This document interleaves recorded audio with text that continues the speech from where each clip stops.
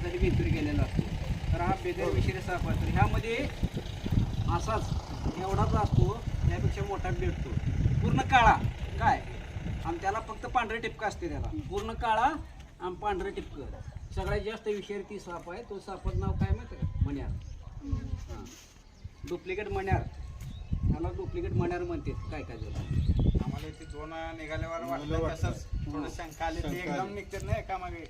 मग हे मण्यार साप असतो ना, दिवस मावळ्यानंतरच बाहेर शिकारायला येतो. सगळ्यात भित्रा साप आहे तो मण्यार. आणि तो साप काय करतो, फक्त शिकारासाठी संध्याकाळीच बाहेर येतो. दिवसात कधी कोणाला दिसणार नाही. दिवसा दिसला कुठं पाण्यात पडलेला असला तरच दिसणार तुम्हाला, नाही तर दिवसात पाण्यासाठी भिंतीवर गेलेला असतो.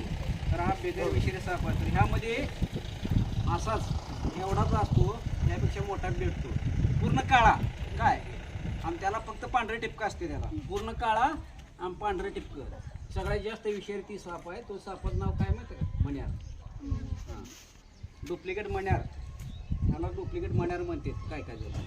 आम्हाला इथे दोन निघाल्यावर वाटलं तसंच थोडं शंका आली, ते एकदम निघतात नाही का मागे. मग हे मण्यार साप असतो ना, दिवस मावळ्यानंतरच बाहेर शिकारायला येतो. सगळ्यात भित्रा साप आहे तो मण्यार. आणि तो साप काय करतो, फक्त शिकारासाठी संध्याकाळीच बाहेर येतो. दिवसात कधी कोणाला दिसणार नाही. दिवसा दिसला कुठं पाण्यात पडलेला असला तरच दिसणार तुम्हाला, नाही तर दिवसात